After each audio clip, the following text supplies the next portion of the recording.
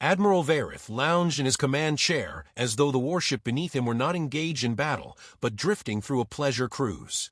The forward screen displayed the human colony world below, half its atmosphere burning, where plasma bombardment ignited entire forests and cities in the same instant. His bridge crew barely bothered to narrate the process. There was no need. It was always the same, shields failing after minutes, distress calls scattering across channels, then silence. Pathetic, Varith muttered, more to himself than to anyone else. The word rolled off his tongue with a mixture of boredom and disdain.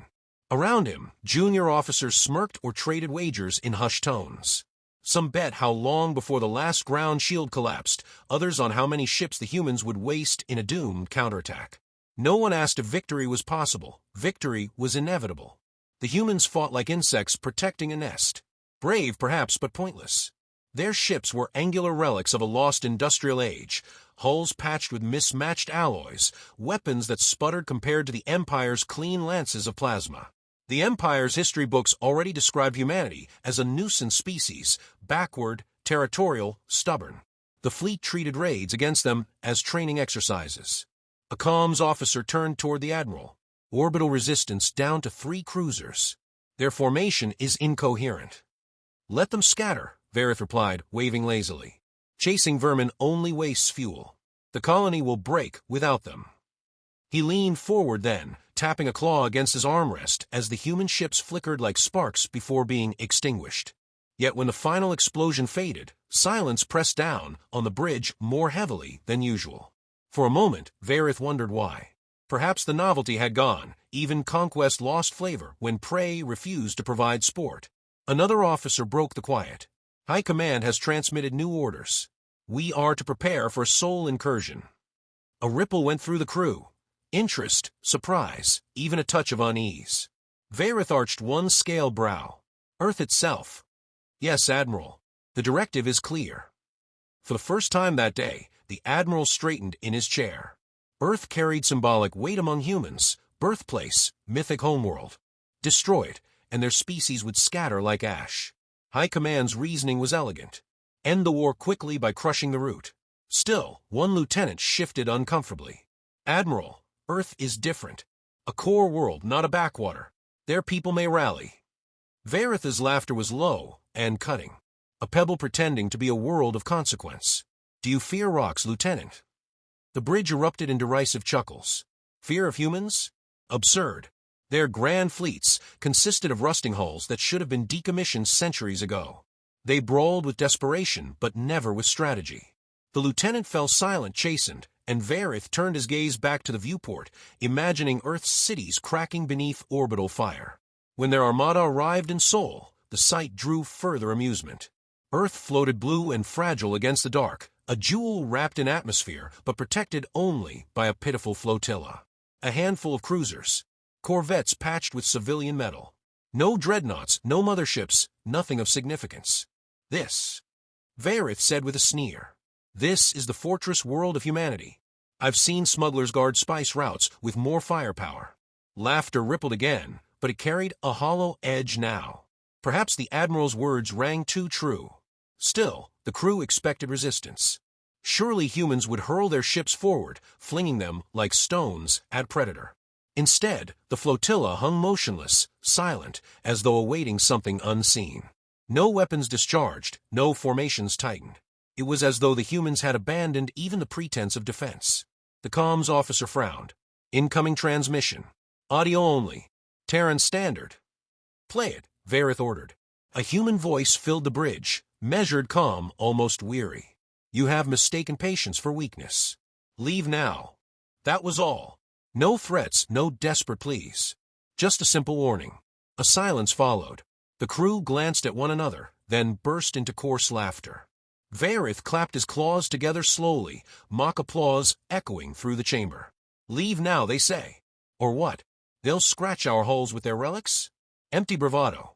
Yet beneath the laughter lingered an unease that no one acknowledged. The humans had sounded utterly convinced. Not angry, not desperate, certain. The Admiral brushed it off. Certainty from the weak meant nothing. He rose from his chair and spread his arms. Prepare the fleet. We will strike the cradle of humanity and shatter its illusions once and for all. As the bridge officers scrambled, Varith turned back toward the viewport. Earth remained there, luminous and silent, as if daring him closer. He felt the faintest stir of something he could not name, an itch beneath the arrogance, a whisper of doubt. He crushed it quickly. Humans were prey, nothing more. Still, the silence of their fleet lingered, heavy as storm clouds before the lightning. And though he would never admit it aloud, Varith felt the hairs along his crest rise. Something about Earth seemed wrong. Too calm. Too still. He forced his gaze away, snapping orders. The laughter of his crew returned, but softer now, as though each voice carried a question its owner did not want answered. The admiral settled back into his chair. The fleet would attack, and Earth would burn. That was the natural order of things. Yet when his eyes strayed once more to the fragile blue sphere, he could not shake the feeling that perhaps this time the hunt would not go as planned. And deep within the silence, Earth waited. The first barrage fell upon orbit like a storm of fire, and yet the world below did not flinch. Admiral Varith stood rigid on the bridge, claws curling against the polished metal rail, as the fleet's guns spoke with precision. Their plasma bolts seared through satellites, shredded orbital stations, and vaporized a dozen derelict hulls drifting in Earth's shadow. Smoke trails rose into the vacuum, curling around the planet's rim like black scars. He should have felt triumph. Instead, something gnawed at him, faint but insistent, like the itch of a blade just beyond his vision. The humans had not moved. Their little flotilla still clung to its defensive arc. No shots fired, no maneuvering, as if the very notion of resistance had been abandoned. He had expected desperation, swarms of ships rushing suicidally at his formation. But what stared back from those silent hulls was worse than defiance. It was patience. The comms officer stiffened. Admiral, one of the colony's signatures was false. The life readings dissolved when our lances struck. Varith snapped his head toward him. Malfunction. No, sir. It was deliberate. Empty structures transmitting falsified heat maps. They lured our fire. Murmurs rose across the bridge. Varith felt his jaw tighten. A trick. Nothing more. Yet the doubt crawled deeper. Why would a species famed for reckless charges suddenly weave deception with such care? Then the dark began to move. At first, it was only a shadow across Earth's orbit, vast and formless. A shiver ran through the viewport's filters as something blotted out starlight, an outline too immense to register. The crew leaned forward, voices falling into a hush. And then the giant revealed itself. The human mothership slid into visibility, its armored flank the length of a continent, its surface bristling with weapon ports and silent arrays. No engine flare accompanied its arrival, no broadcast of triumph. It simply was as though it had always been there, cloaked by an indifference to lesser eyes. The comparison was obscene. Varitha's proud dreadnoughts looked like shuttles beside it. Someone whispered, "Impossible." Varith felt the word claw through his chest. Humanity should not have had the industry, the resources, the centuries of construction to produce such a thing. And yet the truth filled every trembling reflection on the bridge windows. The mothership's lights flickered alive, not in a roar of power, but a controlled awakening, like the opening of an eye. Comms crackled. A woman's voice, firm, resonant, utterly calm, cut through the static. "This engagement is concluded. You may depart." Gasps erupted. The bridge froze. The voice spoke as though issuing a routine announcement, not confronting an armada. "If you fire again," the woman continued, "you will not." Varitha's throat tightened. The translation carried no threat in its tone, only a certainty that landed heavier than any scream of rage. He forced his laugh into the silence, a sharp bark meant to break the spell. "They bluff. Look at that relic. A monument they polished to frighten children." As though in answer, the mothership shifted slightly. A pulse of light flared, thin and controlled, cutting across the void. One of Varitha's escorts, an armored warship with centuries of honor, split cleanly in half. No firestorm, no chaos. Just a line of brightness, and then silence as two glowing halves drifted apart. The bridge crew recoiled. Even the consoles seemed to hesitate, screens flickering as though the ship itself doubted their place in the universe. Varith gripped the rail until his claws dented it. He wanted to bark orders, to reassert dominance, but his mouth had gone dry. The enemy had spoken in their own language, precision, restraint, inevitability. No wasted motion. The message was clear. They could unmake the fleet with as much effort as breathing. The human voice returned, steady as ever. We will not repeat ourselves. When the channel cut, the silence it left was worse than any explosion. Officers stared at the admiral with wide, uncertain eyes. For the first time in years, he saw fear on faces trained never to show it. Varith retreated to his quarters after issuing the hollow command to hold formation. Alone, he activated the Cultural Archive, a tool meant to study enemies for psychological exploitation. His claws tapped until human war records filled the screen. Grainy footage bloomed. Men clawing through mud at Verdun, soldiers staggering into fire at Stalingrad, mushroom clouds blossoming above ruined cities.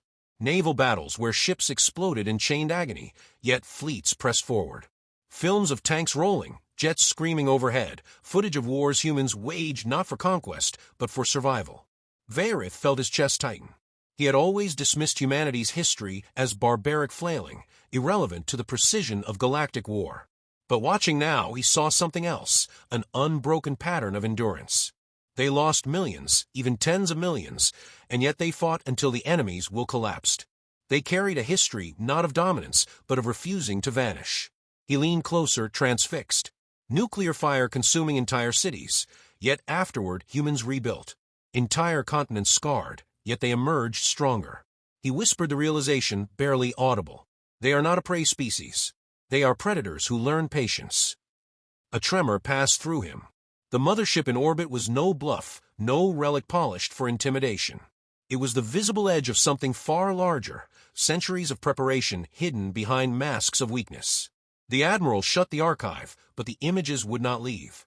His mind replayed the calm voice, the effortless beam of destruction, the way Earth's silence felt less like surrender, and more like the stillness of a hunter waiting in tall grass.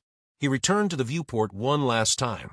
The mothership hung there, colossal, unmoving, blotting out a swath of stars as though it owned the night. For the first time in his career, Admiral Varith felt the cold weight of fear pressing down on him. And deep in that silence, he understood the truth he dared not speak aloud. The Empire had made a mistake far greater than misjudging a colony. They had awakened something that would not sleep again. The council chamber of the Empire glittered with stone and steel, its domed ceiling etched with the victories of ages past. Scenes of conquest and dominion stretched across the walls, armadas crushing worlds, species kneeling in submission. Yet on this day the chamber rang not with certainty, but with argument. Admiral Varith stood at the center dais, his crest lowered in something dangerously close to humility. He recounted what he had witnessed with precise clarity.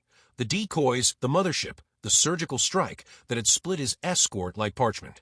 His voice carried none of the arrogance that once flavored every syllable. It was stripped raw. I saw their weaponry with my own eyes. I heard their commander. Humanity is no longer a minor frontier species. They hid their power until provoked, and now they wield it without excess, without fury. They are colder than we are. The chamber erupted in laughter from certain counselors, the sound shrill and grating. A minister of war rose, scales gleaming under the chamber lights. You would have us believe that a primitive species, one that fields scavenged cruisers and patched freighters, suddenly commands leviathans? Impossible. What you saw was theater. A single oversized hulk meant to frighten the gullible. Varith's jaw tightened, but he kept his tone measured. I am not gullible. I have commanded more campaigns than you have years. That vessel was no hulk. It fired once, and an escort disintegrated. The rest of the fleet was spared only because they chose restraint. Restraint. The word hung in the chamber, like a blade. For the Empire, power was always displayed with excess. Worlds shattered, cities scorched, enemies erased. The idea of choosing not to kill was alien, unnerving. A younger counselor leaned forward, eyes glinting with disdain. Even if they have such a vessel, it is one ship. One ship does not alter the balance of empires. Our fleets number in the thousands. Our supply lines stretch across half the galaxy. We crush resistance with sheer inevitability. Varith's voice sharpened, carrying the edge of desperation. And what if inevitability is no longer ours? What if they have more hidden? You think a mothership appears overnight? You think decoys build themselves? They planned for this. Every weakness they displayed, every clumsy maneuver, they were a mask. Silence followed, heavy and uneasy. The counselors exchanged glances, some skeptical, others troubled. But denial came easier than fear. The High Chancellor finally rose, her robe sweeping across the chamber floor. She towered over them all, her voice deep and commanding. "Admiral Vareth, your report is noted. But panic serves no one. Humanity has overplayed their hand. They revealed their weapon, and now it will be studied, countered, and neutralized. The Empire does not falter before shadows." Her certainty drew murmurs of approval, though muted. Vareth bowed stiffly, but inside his thoughts churned. He could not shake the image of that vessel blotting out the stars, nor the calm voice promising annihilation without passion. Back in his quarters aboard the flagship, he replayed the message once more. The woman's face appeared this time, not just her voice. Stern, weathered, eyes sharp with something he recognized at last: experience. Admiral Kira Holt. Her file was buried in intelligence archives, but he had unearthed it. Decorated strategist, survivor of countless frontier skirmishes, raised from the ashes of Earth's endless conflicts. Her expression bore none of the Council's arrogance, none of the shrill delight in conquest. Only certainty. He studied her in silence, trying to divine what sort of mind had orchestrated such deception. Was she the architect of this hidden war, or merely its herald? The question gnawed at him. He had mocked humans as vermin, but now he saw something closer to reflection. They too wore scars. They too understood survival at any cost. Reports filtered in over the next days. Supply lines raided. Scout fleets vanishing without trace. Rumors whispered through the ranks that human vessels appeared where they could not be, striking like phantoms and dissolving into nothing. Vareth knew then that the mothership was not a lone terror. It was the spear point of a campaign meticulously planned. His officers grew restless, whispers spreading through the corridors of the flagship. Some spoke of refusing to engage humans altogether, of seeking transfers to distant fronts. Soldiers feared not destruction, but the silence that followed human attacks. No broadcast, no taunt, only clinical precision that left fleets broken and records erased. One night, Vareth walked alone through the observation deck. Stars glittered beyond the viewport, yet his eyes found no comfort there. For the first time in his career, the galaxy no longer felt like something owned. It felt vast, uncertain, and watching. The lieutenant who had once voiced doubt joined him, hesitant. "Sir, is it true? Do you believe they can undo the Empire?" Vareth studied the young officer's reflection. Once he would have silenced him with scorn. Now he only spoke the truth. "I believe they already have." The words tasted of ash, but they were real. He could see the path unfolding. The Council denying until too late, the fleets scattered by enemies they thought beneath them, the Empire collapsing not with a roar, but with the quiet certainty of inevitability reversed. Vareth clenched his fists. He would continue to warn them, even as they mocked him, because he had glimpsed what others refused to see. Humanity had been underestimated for the last time. And in the silence of the observation deck, beneath the indifferent stars, Admiral Vareth felt something colder than fear settle into his bones. It was respect, unwilling and sharp, for a species that had played the galaxy for fools. When the summons came to prepare for the next grand assault on Sol, he knew it would end in disaster. But he also knew there was no stopping it now. The Empire had chosen arrogance over caution. The storm was coming, and its eye was Earth. The armada that gathered outside Sol was the largest the Empire had ever assembled against a single world. Hulls glistened like blades under the light of the sun, thousands upon thousands of warships stretching across the void. Admiral Vareth stood at the bridge window of his flagship, staring at the immensity of it, yet the sight gave him no comfort. Numbers no longer promised victory. He had seen what one human mothership could do. What haunted him now was not whether they could win, but how utterly they might lose. Across the void, Earth remained quiet, its orbit patrolled only by that vast, silent shadow, the Leviathan.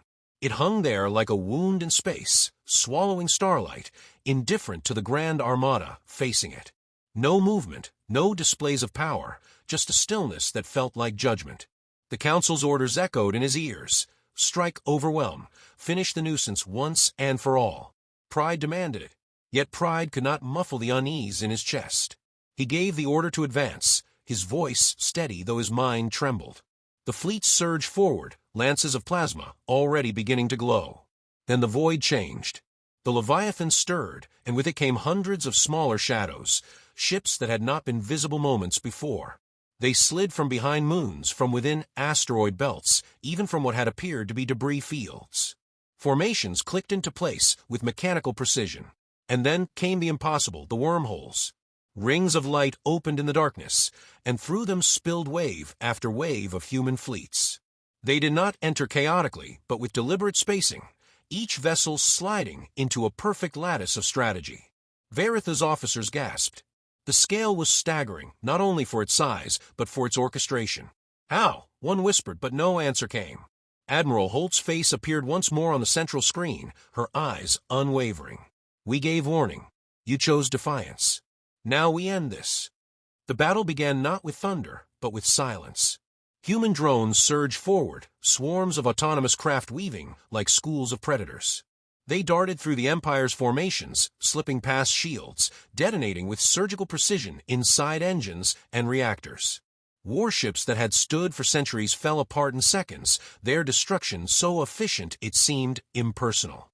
Railgun fire followed from Earth and Luna, enormous projectiles screaming across the void at relativistic speed.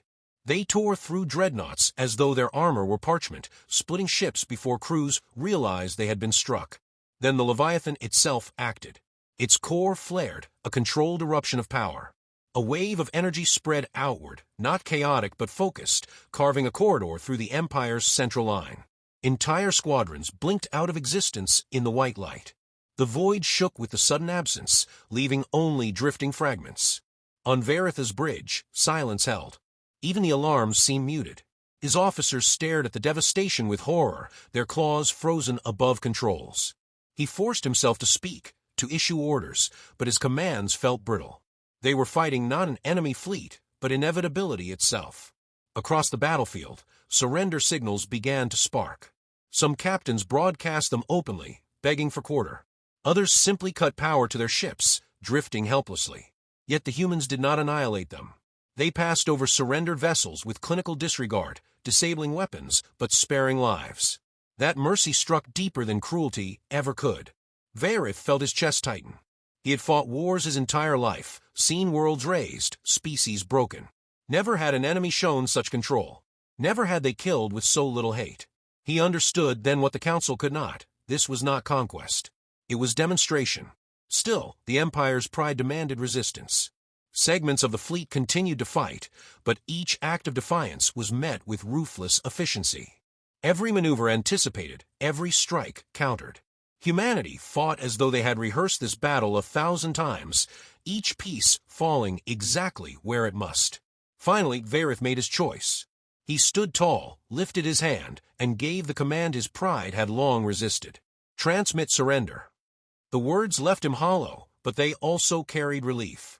His crew sagged with the weight of inevitability, as if they had waited for this moment to be spoken aloud. The signal was sent. Moments later, Admiral Holt's face returned to the screen. She regarded him not with gloating triumph, but with something colder, recognition. "You chose survival. That is wiser than most." Varith lowered his gaze. "What becomes of us now?" Her voice held no cruelty, only finality. "Your empire is broken. You will govern what remains, under our terms. Resist, and nothing of your order will stand. Submit, and you may endure." He wanted to rage, to curse, to defy, but the weight of truth crushed the words. They had been beaten not only in battle, but in spirit. Humanity had revealed what lay beneath their mask, and it was more terrifying than any monster the Empire had ever faced. The battle faded behind them. The wreckage of thousands of ships drifted in silence, broken only by the glint of surrender lights. The Leviathan loomed above it all, immovable, a reminder of what patience could conceal and what inevitability could become when wielded by hands that refused to tremble. Alone in his quarters, Varith stared at the stars. They no longer felt like trophies or promises. They felt like witnesses. He thought of Holt's calm certainty, of the history he had watched in old human footage, of wars that carved them into what they were now. He realized with a chill that humanity had not been playing catch-up with the galaxy. They had been preparing to surpass it. He whispered to the empty room, words he would never speak aloud to his council. "We laughed at them, and now the sky itself hides their shadow." Far away, Admiral Holt looked down at Earth from the Leviathan's observation deck. The planet glowed, fragile and yet untouchable, its people safe, for the first time, in generations. She felt no triumph, no joy, only the cold weight of necessity. "We never wanted this war," she murmured, her breath fogging against the glass. "But we will never be prey again." The galaxy would remember this day, not for the fire or the wreckage, but for the silence that followed. A silence in which empires fell and Earth rose.